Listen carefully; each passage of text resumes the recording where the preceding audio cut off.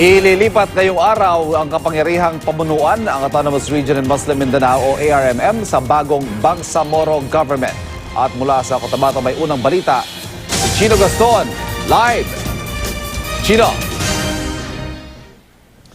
Ivan, matinding hamon ang kinakaharap ng Bangsamoro Transition Authority sa kanilang formal takeover mula sa pamunuan ng ARMM dito sa Cotabato City ngayong araw. Nariyan ang mga suliranin patungkol sa, sa kahirapan at ang paghahatid ng serbisyo publiko bukod pa sa problema sa seguridad at banta ng terorismo.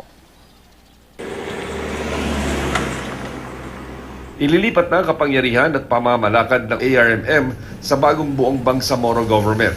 Isang seremonya ang gagawin mamaya sa pagitan ni outgoing ARMM Governor Mujib Hataman at incoming Bangsamoro Transition Authority Chair Al-Hajj Murad Ibrahim sa ORG compound sa Cotabato City.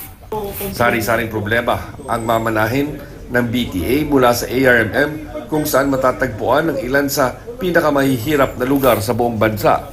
Malaking hamon din ang paghahatid ng serbisyo publiko sa mga liblib na lugar na matagal nalimot dahil sa giyera at problema sa seguridad.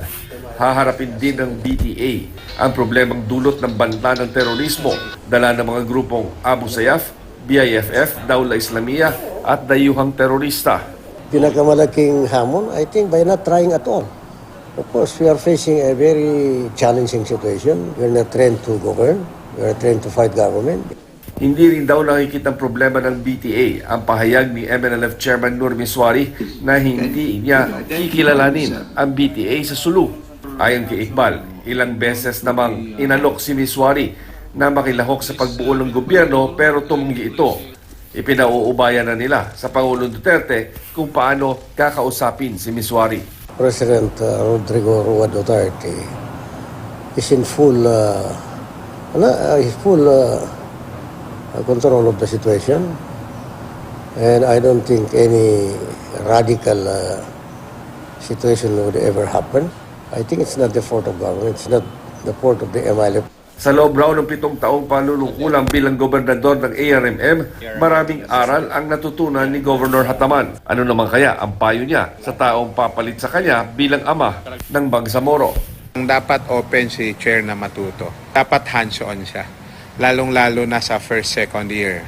Tuwag din siya basta-bastang na sobrang tiwala. Laging meron siyang reservation.